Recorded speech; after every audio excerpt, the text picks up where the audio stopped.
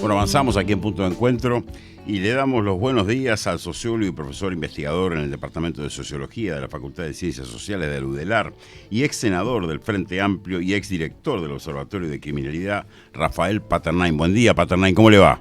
Buen día, Nano, un gusto, espero que estén muy bien y muchas gracias por el contacto. Estamos muy bien y ahora discutíamos los tres que estamos acá en estudio con Cecilio Oliveri y Mariano López, arrancar preguntándole, porque creo que amerita, una reflexión personal, quizás como sociólogo, como toda esta experiencia que usted tiene en el tema delito, sobre lo que sucedió ayer en la tarde que conmocionó en alguna medida el ambiente del fútbol, pero va más allá del ambiente del fútbol. Es el encuentro a Nicolás Schiapacase, jugador de Peñarol, que firmaba en estos días su contrato con Peñarol, de una 9 milímetros en un auto que aparentemente dijo en la primera declaración policial que iba a entregarla a un barra brava que no sabía quién era, en Maldonado en ocasión del Clásico Nacional Peñarol.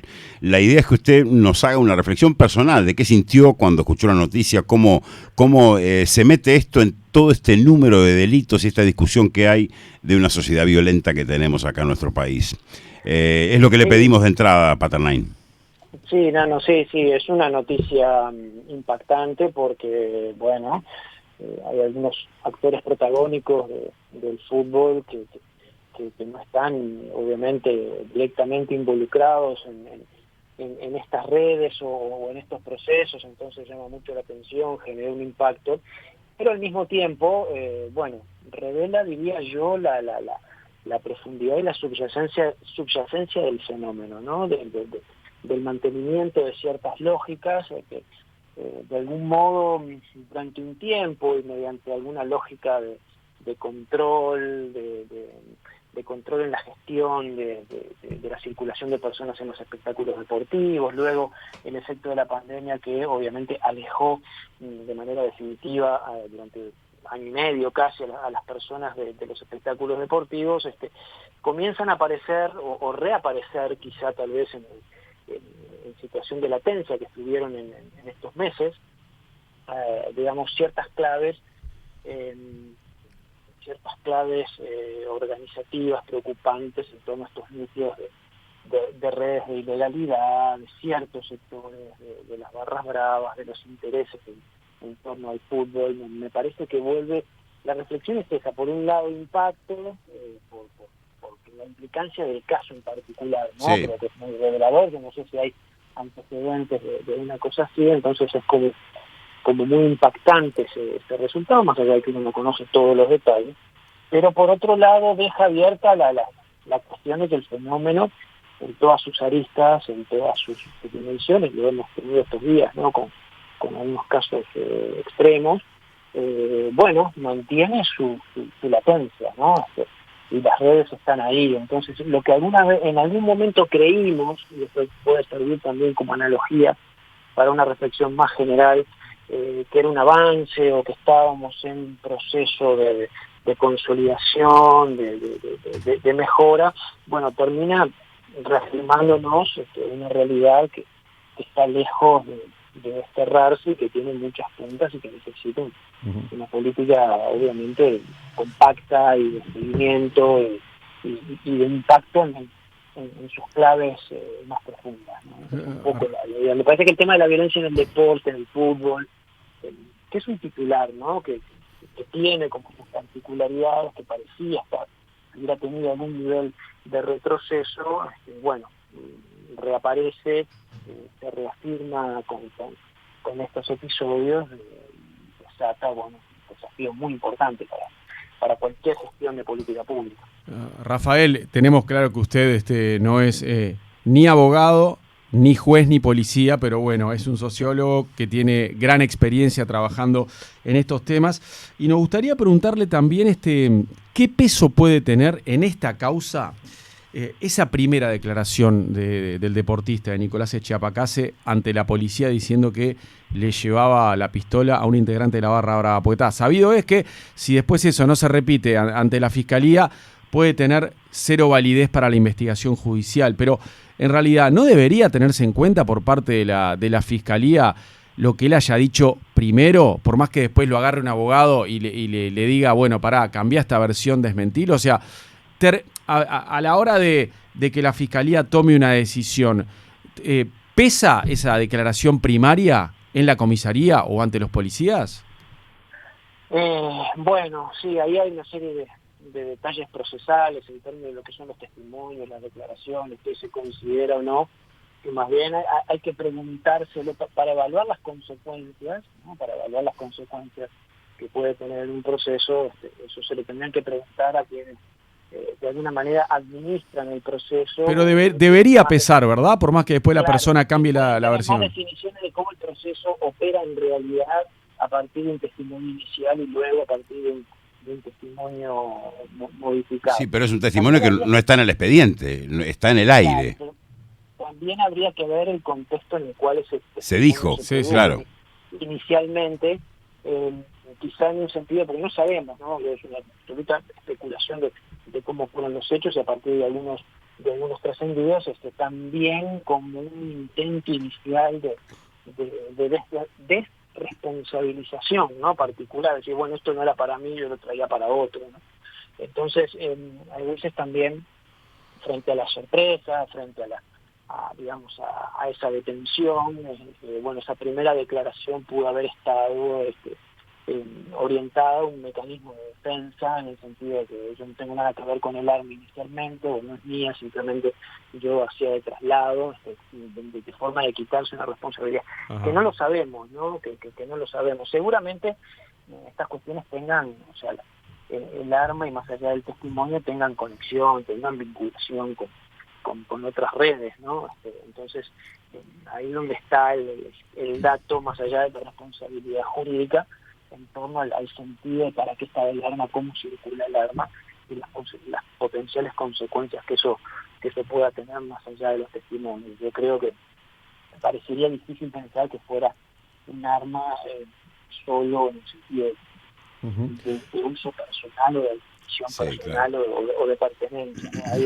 Ahí hay circulación redes, entonces más allá de la validez que pueda tener ese testimonio, el impacto, cómo se administra, que eso habrá que preguntárselo a quienes saben de estas cuestiones procesales, las redes y las relaciones que dejan al desnudo y las ramificaciones y hasta dónde pueden llegar, ¿no? Porque acá estamos hablando de un jugador importante, de un plantel profesional. Me parece que ahora el radio de acción en términos de esas ramificaciones es bastante más amplio y eso es lo que preocupa más todavía, ¿no?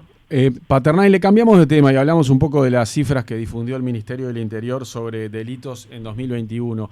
Hay diferentes lecturas para hacer. La más global, que es la que destaca el Poder Ejecutivo y el Ministerio del Interior, es que, salvo los casos de violencia doméstica, el resto de los delitos todos bajaron en 2021, año entero, en comparación con 2020. Pero después ya si empezamos a mirar el segundo semestre del año 2021, la cosa no anduvo tan bien, ¿no? Porque hubo delitos como los homicidios, por ejemplo, que aumentaron si lo comparamos con el mismo semestre del año anterior. Y por supuesto también aumentaron si comparamos el segundo semestre de 2021 con el primer semestre de ese mismo año.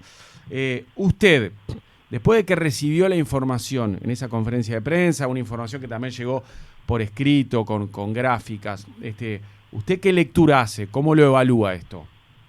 Y bueno, en realidad particularmente esta presentación, que ya es año completo, no me toma por sorpresa con relación a lo que han sido las presentaciones anteriores, que dicho sea de paso, en el último tiempo el Ministerio ha ordenado bastante la periodicidad. Ustedes recuerden que en el 2020, ya en el arranque de este nuevo gobierno, salían datos medio que aleatoriamente, en cualquier momento, un poco buscando el sesgo más favorable, sobre todo en los primeros meses del gobierno y en los primeros meses de la pandemia. Y una cuestión importante es que lograron estabilizar la presentación de manera trimestral, lo cual permite sacar algunas conclusiones. Pero quiero decir, esta presentación o esta divulgación de información no fue muy diferente de las anteriores y tampoco toma demasiado por sorpresa en cuanto a los resultados. Ahí uno puede ver dos cosas. Si efectivamente se consolida esa baja o es admisible esa baja, yo tengo dudas con respecto a esa lectura, porque creo que los datos tienen algunos problemas de contexto, algunos problemas de que han ocurrido cosas en estos 2 años que son que impactan directamente en cualquier sistema de información vinculados con las denuncias policiales, y por lo tanto a la hora de sacar conclusiones hay que ser mucho más medido, hay que ser mucho más contenido.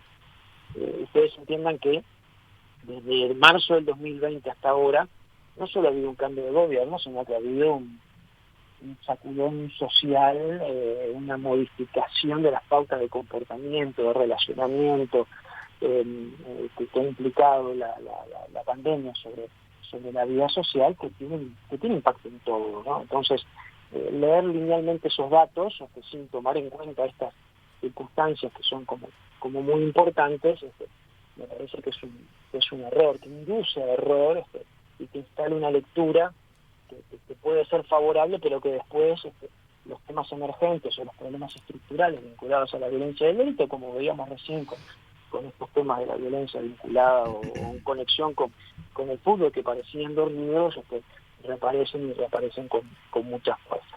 Eso por un lado. Después, cuando uno analiza algunos datos, yo quiero ir puntualmente al tema del homicidio, a diferencia de los otros delitos.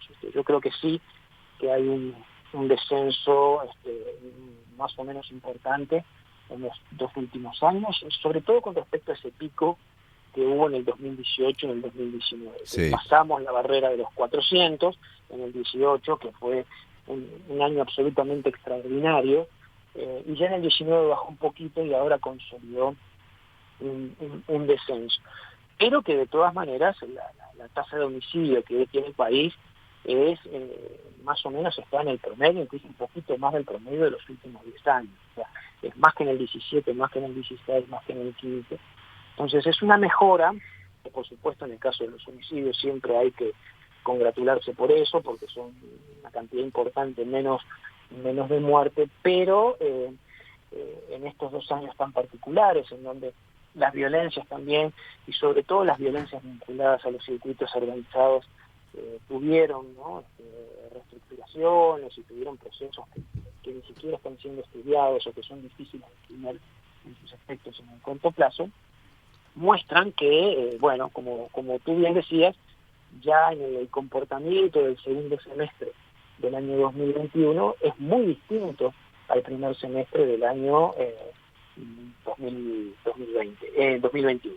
Entonces, incluso este enero también está mostrando algunos datos en ese sentido preocupantes. Por lo tanto, el homicidio, si bien bajó, y es relevante que eso haya ocurrido, no hay, creo yo, una consolidación definitiva de una tendencia que nos diga, por ejemplo, que el patrón estructural, el volumen y las características, claro, la verdadera causa, la especificidad del homicidio en el Uruguay hayan tenido un cambio radical.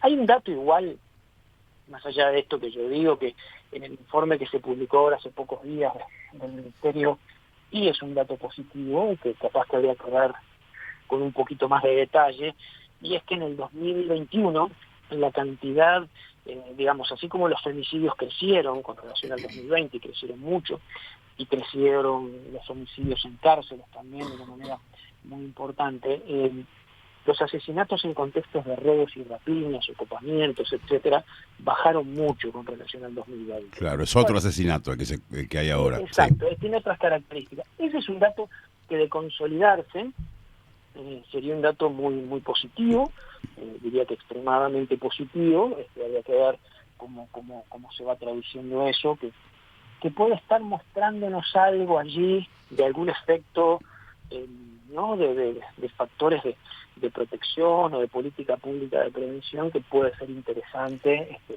seguir, estudiar y valorar, ¿no? Valorar Sí. positivamente, porque esto es un dato frío. Un número, sí. Muertes, en ese sentido es una zona como para explorar. Ahora, una pregunta más de fondo, porque que haya cambiado la geografía del homicidio en el Uruguay, porque hemos bajado de aquel pico del 2018 hasta ahora, que ya es un dato importante. Bueno, tengo mis dudas con respecto a eso, me parece que hay que seguir monitoreando esto muy cercano. Paternine, una pregunta más de fondo, porque quizás es un poco lo que surge de todos sus comentarios. ¿Usted tuvo alguna controversia con el Ministerio de Bonomi? Abandonó aquel circuito de asesoramiento al ministro Bonomi. También tuvo controversias con Larrañaga en los primeros números. Yo además personalmente creo, y acá lo hemos hablado más de una vez, que la batalla que se genera por los números de delitos, no es conducente. ¿Cómo considera usted que se debería mirar este tema? ¿Vale la pena pelearse por los números, si bajó 1, subió 2, o es el tema estructural el que hay que mirar? Claro, ahí hay dos peleas, ¿no? O tal vez es una única pelea. Cuando uno, por ejemplo, yo hablo a título estrictamente personal y cuando uno hace algunas consideraciones sobre el alcance de los números o la validez de los números, es que efectivamente en un tema tan difícil, tan rígido, tan delicado como despierta tantas susceptibilidades y pasiones públicas, la política pública o la responsabilidad del Estado es tener sistemas de información, mecanismos de monitoreo, ¿no? Soportes informativos, herramientas de evaluación lo más sólidas posible. El delito siempre es muy difícil en medio de una sociedad, no es una tarea fácil. Y siempre además la medición de los delitos está sometida a muchas cosas, ¿no? Y a muchas circunstancias cambiantes. Entonces, el desafío de tener una política pública que va más allá de los gobiernos y de sostener una metodología con más rigor, ese me parece que es la clave, ¿no? La clave que ha sido para mí el hilo conductor de todas las peleas a lo largo del tiempo. Yo creo, así como el observatorio en el Ministerio del Interior nació en el 2005 y tuvo los primeros años de avance y de consolidación, yo tenía la perspectiva que en un esquema del Ministerio del Interior y con un observatorio con mayor nivel de autonomía técnica y mayor desarrollo de sus capacidades, podía funcionar. Después me di cuenta que con el tiempo eso era un error, que realmente debe haber un observatorio o un espacio, ¿no?, de producción de información por fuera del Ministerio del Interior, con participación institucional, o sea, con otras garantías metodológicas, porque es un tema muy sensible, extremadamente sensible. Entonces, esa ha sido una pelea que después tiene repercusión, en la medida de lo que hemos visto a lo largo del tiempo, en importantes discusiones públicas, porque el resultado no es que no se pelea por un número frente a otro número, sino también por las consecuencias interpretativas que los fenómenos desatan en la opinión pública. Entonces, bueno, el gobierno tiene una lectura positiva del proceso de los 2 últimos años, y eso tiene consecuencias en términos de construcción de representaciones, de legitimidad, no porque yo esté considerando que no solo no hay una mejora, sino que además hay un empeoramiento. Nadie dice que hay un empeoramiento. Entonces, hay como varias cosas que se cruzan, pero me parece que frente a esa dialéctica a veces tan enconada, ¿no?, entre el gobierno y la oposición, que es de ahora pero que era de antes, y las peleas que se pueden ordenar en torno a esa discusión, lo que no avanzamos, a pesar del tono de la discusión, es ir fortaleciendo esos sistemas de información, esos mecanismos de monitoreo del delito, en estudios que realmente vayan dando pautas para la discusión pública y sobre todo para la política pública, ¿no? Paternain, ya que hablaba de la interpretación, ¿se puede atribuir estas cifras un enfoque interpretativo que se base en la LUC? No directamente. A ver, el gobierno ha tomado, ya a partir de los primeros meses de su administración, que coincidieron además con los meses de la pandemia, ha hecho base muy importante en que estos números iban traduciendo el éxito de una nueva gestión, ¿no? Esta idea de que, bueno, vino este nuevo gobierno, que ya demostramos que en pocos meses hemos hecho más que los gobiernos anteriores, porque tenemos una voluntad distinta, respaldamos a la policía. Todo eso empezó antes de la tramitación de la LUC y después se fue retroalimentando conforme el proceso del 2020, el 2021 se fue dando y llega hasta ahora, ¿no? Bueno, yo creo que si no hubiéramos tenido referéndum o no hubiera referéndum en marzo, esta conferencia de prensa hubiera tenido lugar igual, pero claro, en el contexto de esa discusión de referéndum, esta interpretación y estos datos pasan a tener un sentido más general, un impacto más directo, en la medida en que el gobierno cree que a partir de estos números puede llegar a la conclusión de que hay una mejora significativa e importante de la seguridad en el Uruguay. Yo lo que digo es que con estos números no podemos llegar a ninguna de esas conclusiones, y en general quiero pensar que estos fenómenos mantienen una pauta estructural más o menos parecida o semejante a las dinámicas que hemos tenido consolidadas en los últimos años. Rafael, un pedido de acceso a la información pública que hizo Brecha revela que las muertes dudosas, los fallecimientos dudosos, aumentaron más de un 50% desde marzo de 2020. Y hay dirigentes del Frente Amplio que consideran que ese puede ser un motivo de la baja de homicidios. ¿Usted va por el mismo camino o no? Sí, no, yo creo que más allá de eso, que eso es una cuestión real, no creo que si sumáramos esas muertes dudosas, pónganle ustedes, tengamos una tasa de homicidios relativamente parecida a la que tuvimos en el 19 o en el 18. Yo creo que hay una deflación del homicidio más o menos aceptada, pero no quiere decir que no tengamos un problema ahí, en la medida en que si nos circunscribimos solo a los homicidios dolosos, como habitualmente se dice, ¿no? A aquellos homicidios que ocurren porque hay una intervención, ¿no? Directa, clara, inequívoca, que generan daño, generan una muerte, nos estamos perdiendo una zona borrosa de las muertes violentas, que me parece que así han tenido un incremento en el Uruguay, que más allá de la definición jurídica o más allá de la definición última, ¿no?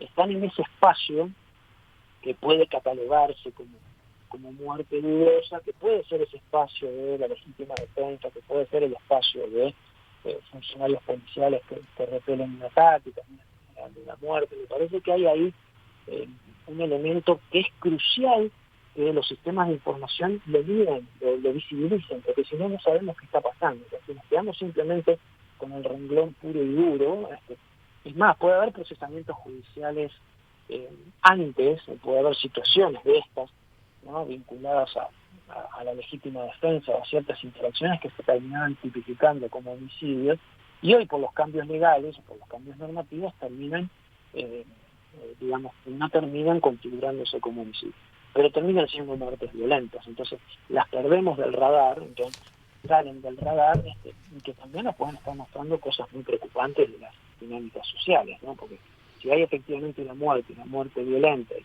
y se pueda tipificar como una muerte por legítima defensa, en la clasificación, en la concepción jurídica puede querer decir una cosa, pero en términos sociales no deja de ser una muerte violenta. Entonces, claro, me parece que ahí, más allá del debate, lo que hay que hacer siempre en estos casos es darle a la información el mayor registro de exhaustividad. Entonces, saber cuántos homicidios dolosos, saber cuántos homicidios culposos, tener claro cómo es la evolución a lo largo del tiempo de esas llamadas muertes dudosas y cómo van cambiando a lo largo del tiempo, porque eso nos permite tener un mapa mucho más completo, ¿no? Entonces, volvemos a lo mismo, a lo que yo decía hace un rato. Cuando la información queda limitada, queda sesgada, queda circunscripta solo a una parte, perdemos visibilidad, perdemos integralidad del fenómeno y no podemos ver con mayor precisión para el debate público algunos de estos fenómenos que están ocurriendo y que ocurran, ¿no? Sociólogo Rafael Paternain, me quedo un poco con lo que me surge a mí de esta entrevista que teníamos ganas de hacer respecto de que, bueno, más que una discusión sobre números hace falta una política pública para estos temas. Me quedo con ese mensaje. Le agradecemos enormemente este tiempo que nos dedicó. Que tenga un buen día, Rafael. Gracias, Rafael. Muchas gracias a ustedes, un gusto como siempre y agradecido por el contacto. Buena jornada. Muy bien. Que pase bien. Igualmente. Punto de encuentro. La mañana periodística de Universal. Del centro al este, del este a la ciudad, bajando por propio.